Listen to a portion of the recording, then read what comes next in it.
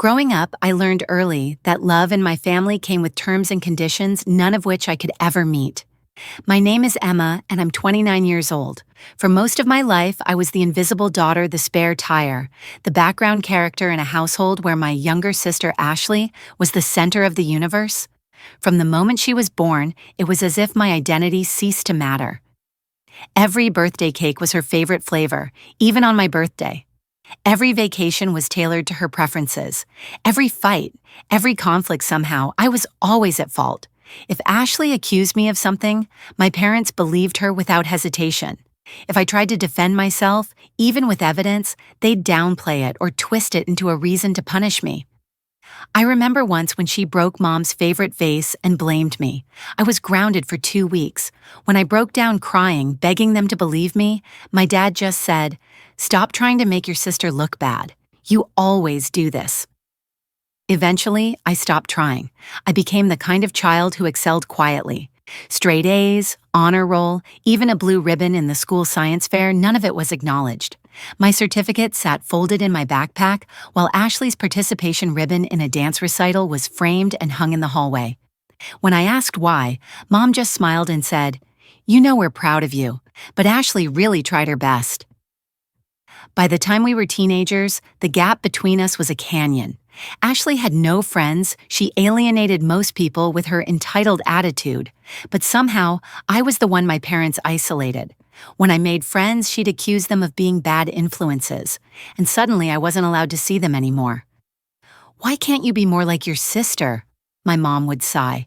"She actually enjoys spending time with us." They said that like I hadn't been shoved aside every time I tried. The pain wasn't just in the favoritism, it was in how consistent it was. In every choice, every rule, every punishment, the scale always tipped in her favor. When I finally started dating in high school, Ashley accused my first boyfriend of flirting with her.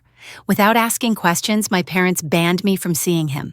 When it happened again with my next boyfriend, I tried pointing out the pattern, but they doubled down. "You're making poor choices," they told me. "It's not Ashley's fault if your judgment is bad." I began to realize that no matter how kind, honest, or careful I was, they would always see me as the problem. The responsible one, sure, the smart one maybe, but never the loved one. So I did what most kids like me eventually do. I stopped hoping for approval. I studied harder. I stayed in my room more. I wrote in journals, read fantasy books, and built a world in my head where I wasn't second best.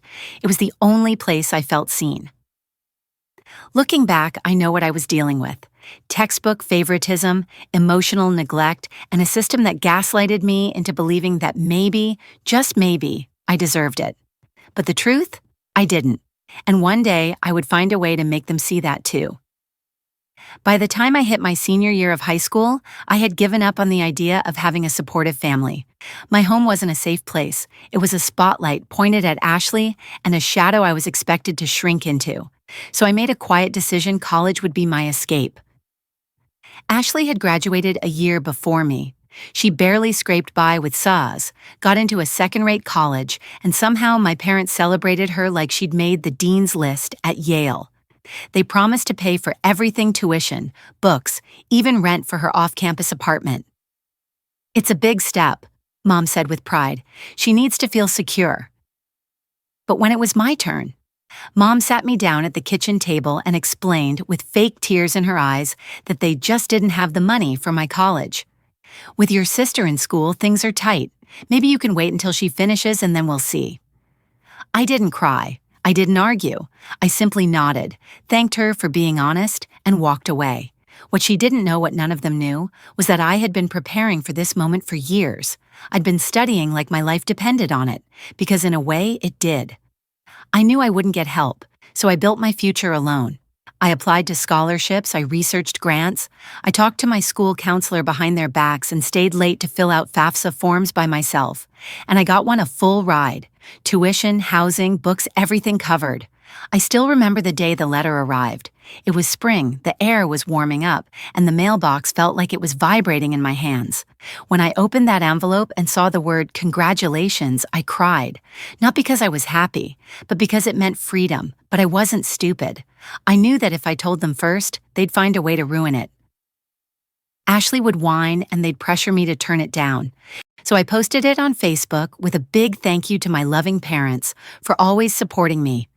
It wasn't true, but it was just believable enough to corner them. The comments rolled in fast. Extended family members congratulated me. My aunt called me brilliant. Even Ashley's old middle school teacher commented how proud she was. For the first time, I was in the spotlight, and my parents couldn't stand it. Suddenly, they were trying to backpedal. "Are you sure you want to go?" my mom asked later that evening after pretending to be proud all day.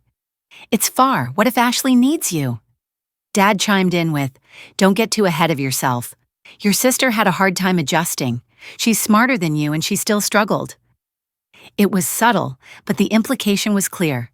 If she failed, so would I. But I didn't care. I smiled politely and said, "Thanks for the advice," then went back to packing. College wasn't just an education for me, it was salvation. It was the first time I could breathe without asking for permission. The first time I could decorate my room, make friends, go out to dinner, and not worry about Ashley accusing someone of stealing her lip balm or my parents grounding me for bad judgment. It was freedom, and it felt like life. But even from miles away, Ashley and my parents weren't done with me. Not by a long shot. College gave me a glimpse of what life was supposed to feel like: liberating, empowering, mine. For once I was surrounded by people who valued me not as someone's sister, but for who I actually was. I found a rhythm. I had my own space, studied hard, even joined a few clubs. I called home less and less, not because I didn't care, but because every call reminded me of everything I'd escaped. Still, I wasn't cold-hearted. I'd go home for holidays and birthdays, bringing small gifts and trying in some naive way to maintain some form of peace. But peace was a one-sided effort. During one winter break, I came home to visit for a long weekend. Ashley had already dropped out of college by then, though my parents never said it outright. There were no graduation photos, no proud announcements. Just silence, and her back in her old bedroom pretending nothing had happened. It didn't take long before she started again. "You think you're better than me now, don't you?" she hissed at me in the hallway one night, right after dinner. I blinked. "What are you talking about?" She scoffed. "Everyone's always talking about you. Sarah this, Sarah that. I can't even go to the grocery store without someone asking how you're doing. It's pathetic." I wanted to say, "Welcome to my childhood." But instead, I walked away. The next morning, I found my suitcase open, my things rummaged through. A few of my textbooks were missing, and a necklace my roommate had given me was gone. I confronted my parents. Mom said I must have misplaced it. Dad told me not to cause drama. Ashley watched it all unfold from the kitchen with a smug look on her face. That was the last time I ever brought anything valuable home. Eventually, I met someone kind, respectful, and real. His name was Marcus. We met in our junior year through a mutual friend at a campus bookstore. He had this easy smile and asked thoughtful questions, the kind that made you feel like you weren't just being heard, but understood. Naturally, I kept him a secret from my parents for as long as possible. But like all things, they found out. And when they did, Ashley wasted no time. She invited Marcus to a family dinner when I wasn't around, claimed it was just a nice gesture. I didn't even know it had happened until Marcus came back, visibly uncomfortable. "She tried to kiss me," he admitted quietly, looking more embarrassed than angry. I froze. "She said you were always kind of controlling, that you didn't really love me, that she could give me something you couldn't." I felt like the air had been knocked out of me, but even worse, when I confronted my parents, they didn't deny it. In fact, Mom looked me straight in the eye and said, "Maybe he's not the right guy for you if he can be tempted that easily." Tempted? My own mother, blaming me. That night, I made a decision that would change everything. I told Marcus, "They don't deserve to know me anymore. And if we ever get married, they're not invited unless they earn a place in our lives." He nodded. And I knew in that moment that I had found the family I was always meant to have, not through blood, but through choice. But little did I know, the wedding would become the stage for the sweetest revenge I never knew I needed. Planning a wedding should have been one of the happiest times of my life. Marcus and I weren't extravagant people. We didn't want a flashy ceremony or $1 million venue. We just wanted a beautiful day surrounded by those who truly loved and supported us. But we both knew there would be complications if my parents and Ashley were involved. Still, La was Rainier, a part of me hoped foolishly that maybe, just maybe, they'd rise to the occasion. I should have known better. We sent out save-the-date cards, booked a charming countryside venue, and opted for a modest but elegant garden ceremony. Our dream was to spend more on our honeymoon to Europe than the actual wedding, so we were keeping things simple. When my parents found out, they insisted on meeting the man who was taking their daughter away. I didn't want to go, but Marcus convinced me we should at least let them meet him to close that door properly. What I didn't expect was how calculated my family would be. Marcus came back from the visit with a strange look on his face.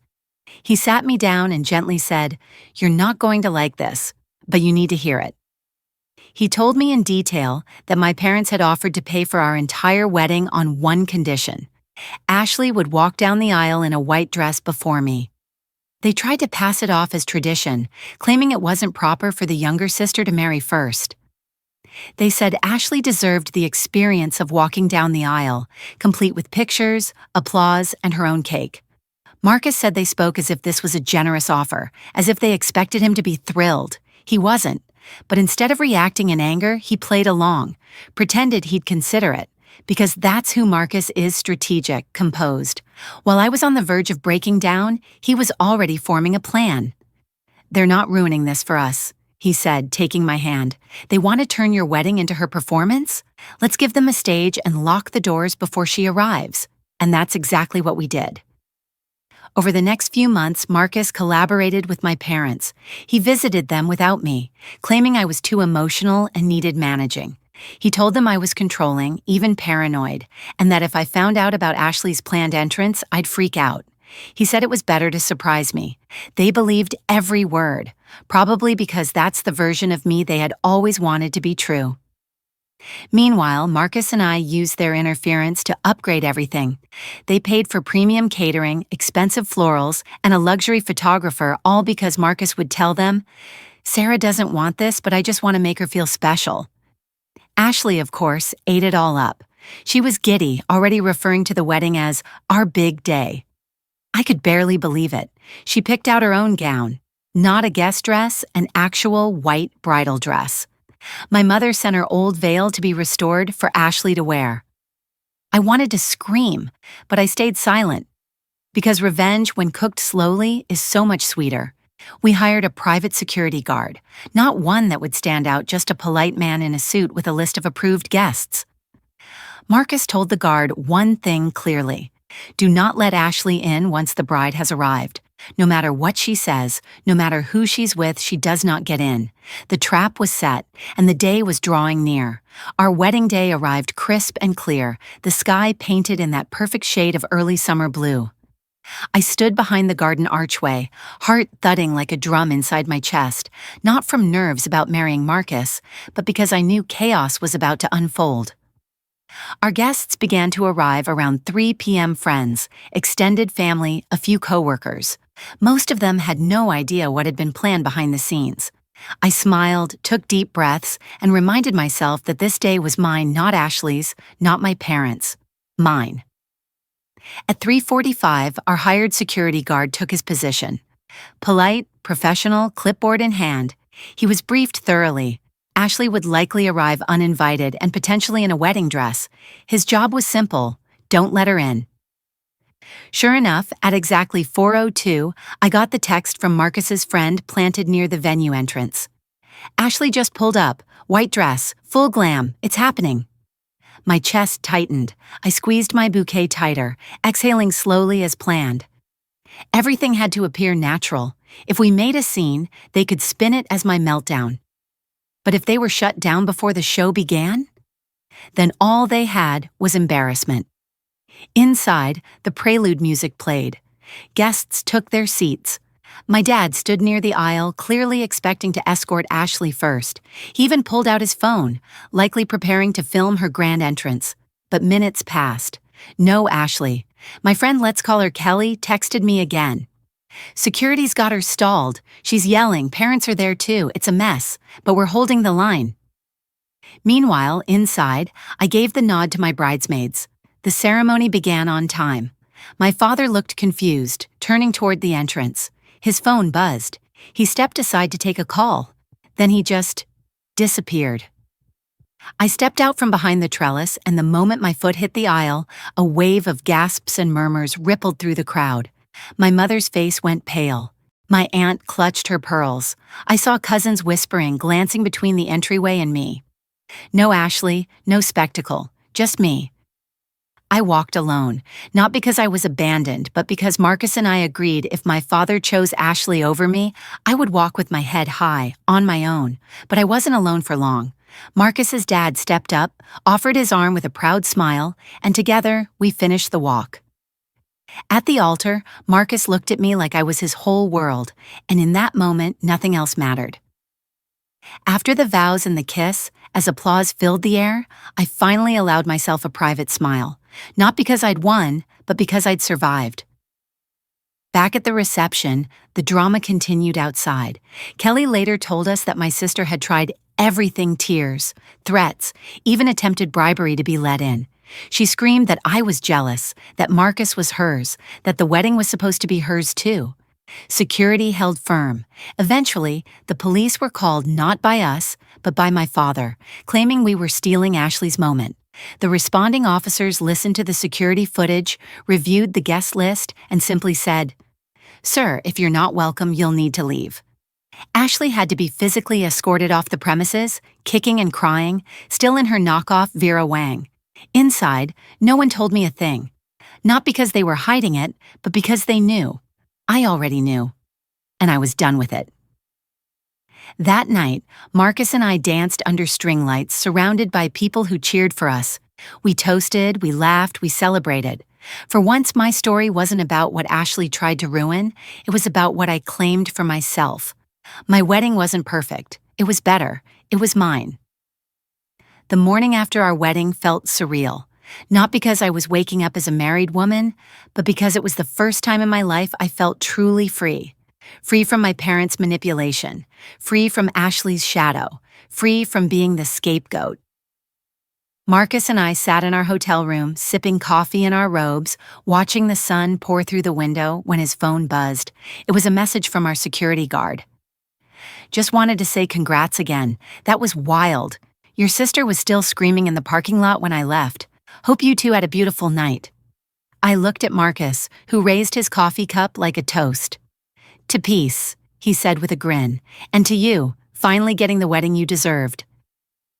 But peace didn't last long. By noon, my phone was blowing up. Unknown numbers, messages from relatives I hadn't spoken to in years. My cousin Lisa sent a screenshot of a Facebook post Ashley made that morning. I was betrayed on my own sister's wedding day. She humiliated me in front of our entire family. My fiancé played me for months. My parents turned their backs on me. But I'm strong, and I won't let this break me. It was dripping with victimhood. A few of her friends left comments like, "OMG, so sorry, babe, and you didn't deserve that." But everyone who had been at the wedding? Silent. They knew better. Later that day, Marcus and I drove back home, only to find that both our phones had dozens of missed calls from my parents. Texts ranged from passive-aggressive, "We need to talk, family means everything," to flat-out hostile, "You two are disgusting, you ambushed your own family, how dare you?" Then came the group chat messages. Marcus, ever the master of calm revenge, screenshot every single threatening or manipulative message from my sister and parents and dropped them into our extended family group chat, with one sentence: "Just so everyone knows exactly what led to yesterday's disaster." Silence. Then a message from Aunt Marie. "I always knew something was wrong. I'm proud of you both." And Ashley, what you tried to pull was unforgivable. More aunts chimed in, a few uncles. Even my grandma, who hadn't said a thing in years, messaged privately. "Sweetheart, I'm sorry I let it go on so long. What they did to you was wrong. I hope you know you deserve love and happiness." I cried reading that. Years of feeling unseen, suddenly cracked open by people who finally saw. Ashley didn't stop. That week, she messaged Marcus directly, furious, irrational, lashing out. She called him a snake, said he led her on, and even accused him of cheating on me with her. Marcus didn't flinch. He printed it all out. Every text, every DM, every lie. And he sent it in a sealed envelope to my parents with a handwritten note. "This is your daughter's behavior. I will be filing a harassment complaint if it continues. You can either choose peace or consequences. Your call." We never heard from them again. The silence was loud, unnatural at first, like I was waiting for another shoe to drop. But as days turned into weeks, and the only sounds around me were Marcus's laughter, music in the kitchen, and the gentle rhythm of our new life together, I finally exhaled. I had survived a family who tried to make even my wedding about someone else, and now for the first time in my life, I wasn't just surviving, I was living. In the weeks following the wedding, something strange happened. My world got quieter. Not in a bad way, but in a way that felt like a soul finally exhaling after years of holding its breath. The absence of drama, of manipulation, of walking on eggshells. It was like someone turned down the static that had always buzzed in the background of my life. Marcus and I went on our honeymoon as planned, a modest but beautiful trip through Spain and Portugal. We walked hand in hand through cobblestone streets, ate meals slowly, without fear of being interrupted by a family emergency or a passive-aggressive text. I remember sitting in a tiny cafe in Lisbon, looking at Marcus across the table and realizing I had never felt this safe before. Not just physically, but emotionally. With him, I didn't have to brace for impact, I could just be. When we returned home, we unpacked slowly. We didn't rush to post pictures or tell people stories. For once, our joy wasn't for public display, it was just ours. But the fallout from the wedding hadn't fully ended. My cousin Jenna reached out, someone who had always been a little distant, probably because my sister had poisoned the well years ago. She said, "I never really knew what was going on. I'm sorry I didn't ask sooner. I should have seen how badly they treated you." Her words hit me harder than expected. I'd spent so long convincing myself that I didn't need validation.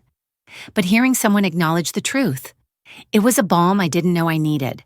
I started therapy soon after, not because I felt broken, but because I wanted to make sure I wasn't carrying all that trauma into this new life I was building with Marcus. My therapist Lydia helped me name things: emotional neglect, gaslighting, scapegoating. She explained how children who grow up in households like mine often believe their pain isn't bad enough to matter, that if no one screams or hits, it must not be abuse. But it was. It was just quiet abuse, the kind that whispers you're unlovable day after day. With Lydia's help, I started to write letters I'd never send, to my parents, to Ashley, to the younger version of me who hid in her room while everyone else celebrated her sister's mediocre flute recital. I wrote to that girl, and I told her she mattered.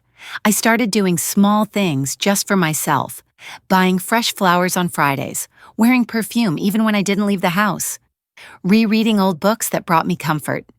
For the first time, I wasn't living in reaction to someone else's chaos. I was choosing things for me. Marcus noticed. One evening, while we were cooking dinner together, his famous lemon garlic shrimp, my job being to stir and not set off the smoke alarm, he turned to me and said, "You smile more now.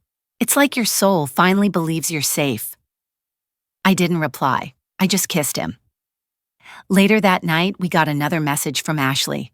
A long, unhinged email blaming me for ruining her image, claiming that Marcus had manipulated her and that I should watch my back. I didn't cry, I didn't panic, I deleted it, then I blocked her, again. This time, it wasn't an act of defense, it was an act of peace, a declaration. You don't get to touch me anymore. We've since installed stronger digital security on our accounts. We changed numbers. My therapist encouraged a written cease and desist, which we sent through our lawyer. And then, the quiet came again, and I welcomed it like an old friend. It had been nearly a year since the wedding, since the great unraveling of everything I once called family. And in that time, something remarkable happened. I stopped feeling guilty for being happy. At first, I carried that guilt everywhere, like a scarlet letter on my chest. When Marcus brought me coffee in bed, when I woke up in a house free from screaming, when I got a promotion at work and didn't have to hide it. Each joy felt like a betrayal of the broken girl I used to be. But healing has a strange rhythm. It doesn't shout. It doesn't demand. It just quietly replaces the ache. One afternoon in spring, I got a letter. Not a message, not a voicemail. A real physical letter with my name carefully written in handwriting I hadn't seen in years. It was from my mother. I stared at the envelope for a long time before opening it, my hands trembling. Marcus offered to read it for me first, but I said no. I had to do it myself. I had to know what her words looked like without the filter of her voice, without the dramatic pauses or judgmental tones. The letter was short, a single page. She wrote that she missed me, that things hadn't been the same since the wedding, that she hadn't heard from Ashley in months, that she didn't know how things got this bad. She said she was sorry, though not for anything specific. Just a vague, sorry things turned out like this. I folded the letter and put it away. Marcus asked what I wanted to do. Nothing, I said. Not yet. I wasn't angry anymore, not the white-hot rage I used to feel when I thought about everything they did. What I felt now was closer to sadness, a mourning of a version of family I never had. It was grief without a grave. But here's the twist. Even though I didn't reply, I didn't carry the weight of the silence anymore, because I knew I wasn't to blame. I didn't ruin our family. I didn't create the chaos. I simply refused to play along anymore. That summer, we found out I was pregnant. I remember staring at the test in disbelief. Marcus had been folding laundry nearby and thought I'd seen a spider or something by the look on my face. When I finally told him, he dropped everything and held me like I might float away. And maybe I would have. There was something terrifying about the idea of becoming a mother when your own childhood was soaked in emotional neglect. What if I didn't know how to love properly? What if I became her? I shared these fears with Lydia, my therapist, and she told me something I'll never forget. People who worry about becoming bad parents usually don't. It's the ones who never question themselves that do the most damage. So we started preparing, not just the nursery, but our hearts. I began journaling to the baby every night, small things. Today your dad made me laugh with a terrible pun. Or the hydrangeas in the front yard are blooming, and I hope you'll love blue as much as I do. I started remembering the good parts of childhood, Grandma Marie's stories, Aunt Kelly's cookies, the way my cousins made me feel included. And I promised myself this child would know love without conditions, joy without fear, boundaries without punishment. When we went in for our first ultrasound and heard the heartbeat, Marcus cried. I held his hand so tight my knuckles ached, and for the first time in my life, I wasn't afraid of what came next. I was ready. One of the most powerful lessons from this story is the importance of self-worth and setting boundaries, even with family. For years, the narrator lived in the shadow of favoritism, gaslit by her own parents, and mistreated by a manipulative sister. She was denied basic emotional validation, taught that her feelings didn't matter, and constantly made to feel less than. And yet, she never let that define her future. This story reminds us that we are not responsible for the way others treat us, but we are responsible for how we respond to it. You can't always change your family. You can't make them love you the way you deserve, but you can choose yourself. You can choose peace over chaos, healing over harm, and growth over guilt. Another key takeaway is the role of chosen relationships in healing. The narrator didn't overcome her trauma alone. She had a partner who not only loved her, but believed in her. Sometimes all it takes is one person standing by your side, reminding you that you are not crazy, not unlovable, not broken. If you don't have that person yet, be that person for yourself. The rest will follow. Finally, the story underscores a hard but liberating truth. Forgiveness is not always about reconciliation. Sometimes it means choosing to move forward without vengeance, but also without continuing the cycle of emotional debt. It's okay to say, "You don't get to hurt me anymore." You deserve a life where love is not conditional, where your value isn't debated over dinner tables, where your success is celebrated, not resented. And if your family can't give you that, build your own. If this story moved you or reminded you of someone who needs to hear it, please like, share, and subscribe to our channel. We share real-life stories that explore healing, justice, and emotional growth, all rooted in relatable experiences. Your support helps us reach more people who need these messages. Let's grow stronger together.